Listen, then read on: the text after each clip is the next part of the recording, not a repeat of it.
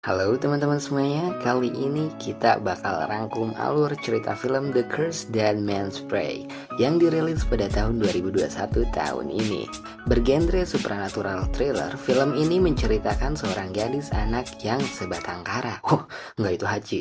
Lanjut, film ini menceritakan seorang gadis yang mencari kebenaran soal kasus pembunuhan berantai, yang setiap kali dia mencari tahu kasusnya selalu di luar ekspektasi. Namun, kita akan spoiler dikit dari awal, ternyata si pelaku pembunuhan tersebut dilakukan oleh seorang dukun internasional asal Indonesia. Kebayang gak, Mer? Dukun aja internasional, masa kamu rebahan doang? Ya, nggak bercanda. Ya udah, intinya nggak usah lama-lama lagi, siapin bantal, gak usah scroll story mantan, ajak teman-teman sekelurahan, kalau perlu sekecamatan, dan selamat menonton.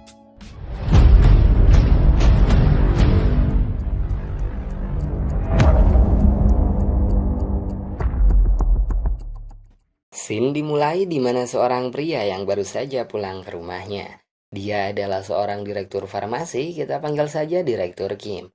Tapi muncul sebuah keanehan di mana TV dan lampunya mati dan gak menangkap sinyal sama sekali.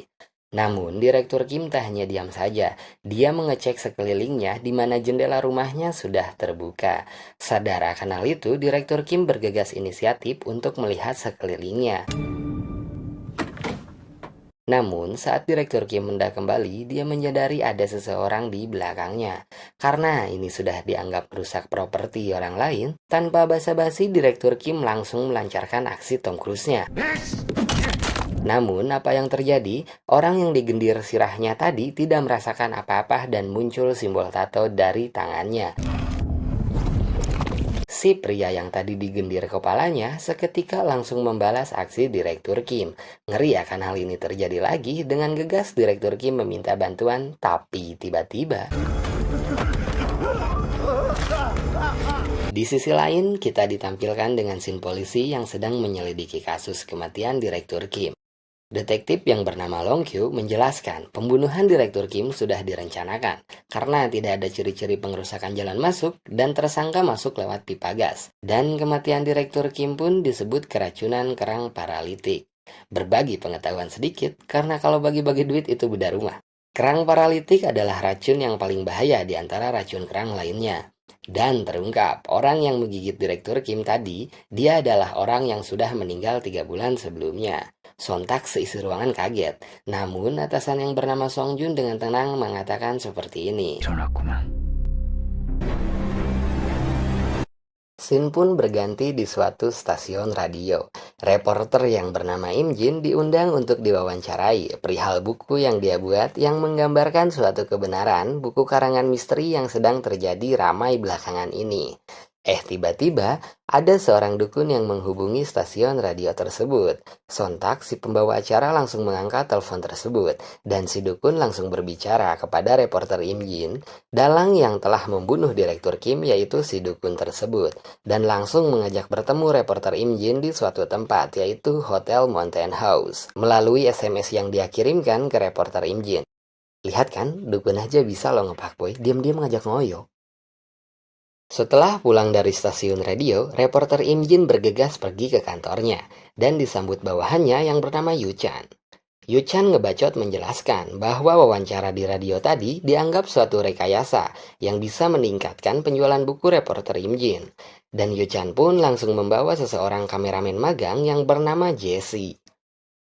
Sesampainya reporter Im Jin di kantornya, dia langsung menanyakan kepada rekan kerjanya yang bernama Jung Hoon perihal berkas-berkas kasus pembunuhan Direktur Kim. Seketika atasan Song Jun dan detektif Long Kyu datang. Reporter Im Jin pun langsung menyembunyikan berkas kematian Direktur Kim. Sayangnya, si atasan Song Jun langsung mengambil berkas tersebut. Karena atasan Song Jun ini suaminya reporter Im Jin gitu. Pas atasan Song Jun mengambil berkas tersebut, sontak reporter Im Jin mengambilnya kembali. Langsung atasan Song Jun bilang sama istrinya supaya nggak ketemu dukun itu di Hotel Mountain House. Karena meren takut di step sister ya, jadi nggak bolehin sama suaminya. Tapi Im Jin bilang, kalau dia bertemu orangnya, dia pasti bakal tahu motif dibalik semua ini. Setelah suaminya pergi, Im Jin meminta rekan kerjanya untuk mengstep sisterkan dirinya. Enggak gitu. Setelah suaminya pergi, Im Jin meminta Jung Hoon untuk mengetahui siapa pelakunya. Tapi seketika Jung Hoon langsung memperlihatkan video bagaimana praktek perdukunan di Jepang yang pelakunya adalah temannya, yaitu Zauna. Karena hari sudah larut, Im Jin hendak mencari makan sebelum dirinya pulang ke rumah. Tapi sontak, Im Jin teringat akan perkataan dukun Zauna, di mana dia pernah membunuh dukun lain dan bisa mengontrol orang mati, dan menunjukkan apa yang telah dia lakukan. 그놈은 악귀예요. 이건 영적인 싸움이에요. 그 사람 사진. Lalu setelah memikirkan perkataan dukun Zauna, tiba-tiba lampu di restoran mati total. Dan apa yang terjadi?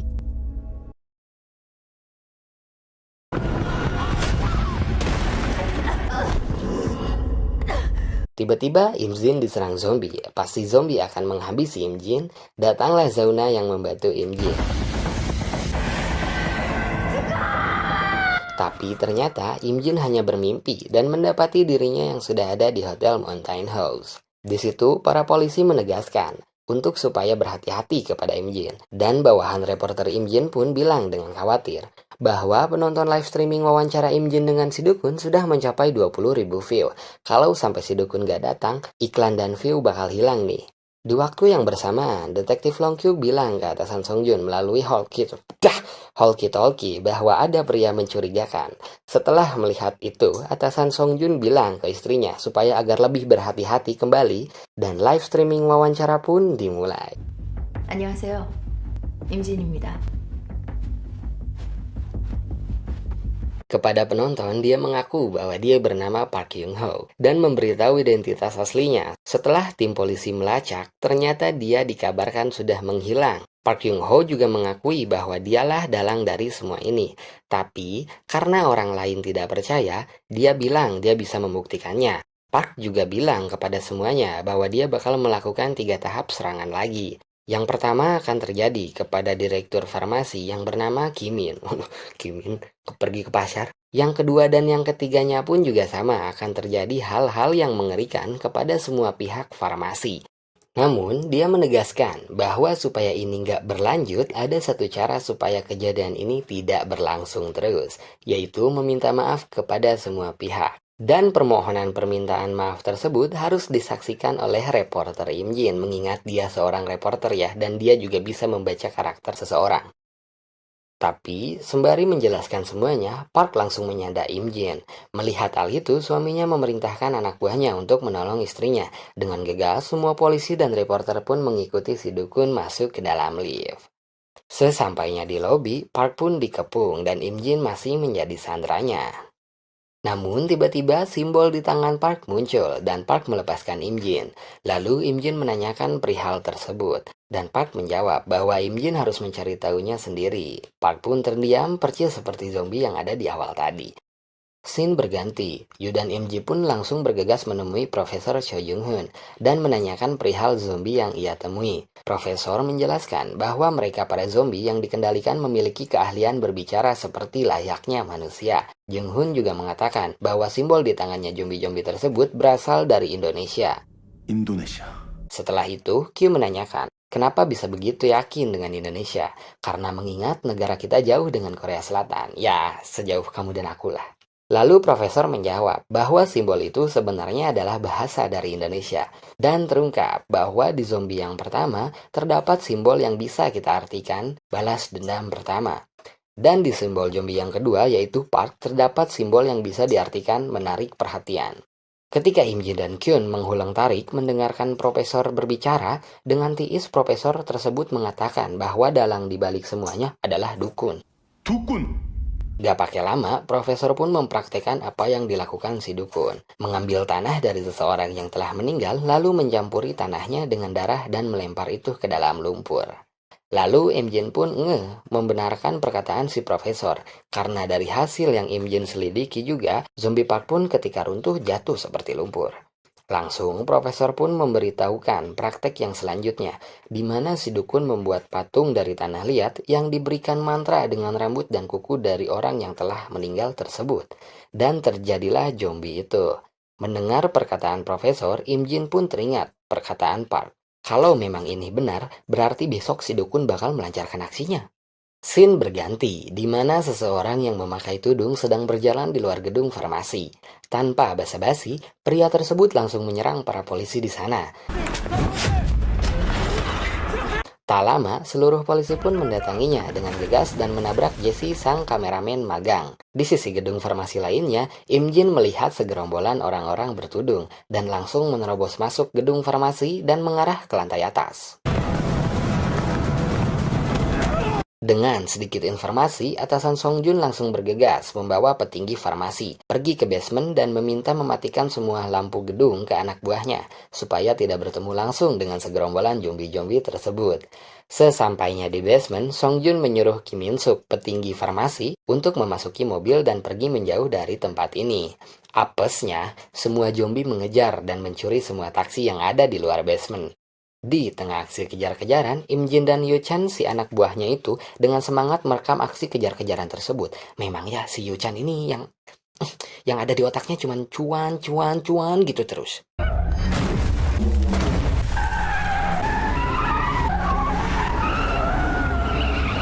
Cukup lama banget aksi-aksi kejar-kejarannya tersebut. Sampai di mana scene kejar-kejaran itu sudah memasuki terowongan.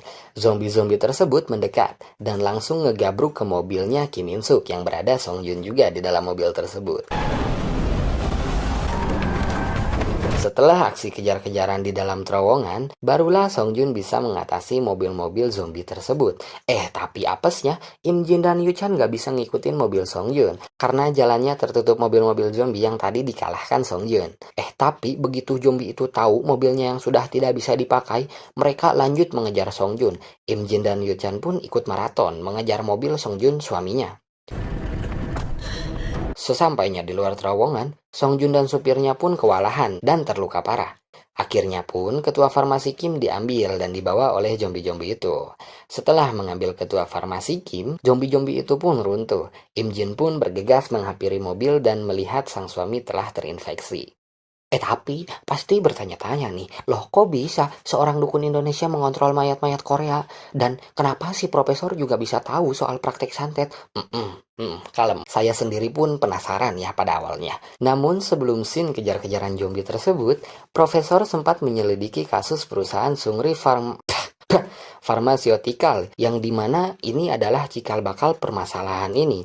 Lalu profesor menghampiri seorang narapidana dan mewawancarai si narapidana. Narapidana pun berkata seperti ini. Sekitar 6 bulan yang lalu, Sungri Farmasi mengembangkan penelitian yang dimana mereka sedang uji coba obat baru dan mereka merekrut orang-orang tunawisma maupun imigran untuk menjadi kelinci percobaan obat baru tersebut. Dan pria tersebut mengatakan bahwa sudah ada korban sebanyak 100 orang.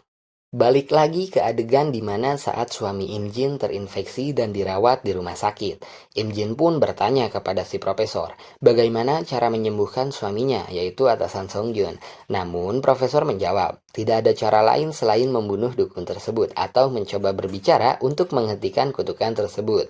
Dan profesor menambahkan bahwa zombie-zombie itu tidak pernah bisa mati. Ya mau gimana mati ya, karena memang udah mati. Namun, ada satu cara untuk melumpuhkan zombie-zombie tersebut dengan memutuskan lengan kanannya, yang dimana di lengan kanannya terdapat simbol-simbol yang bisa dikendalikan oleh dukun tersebut.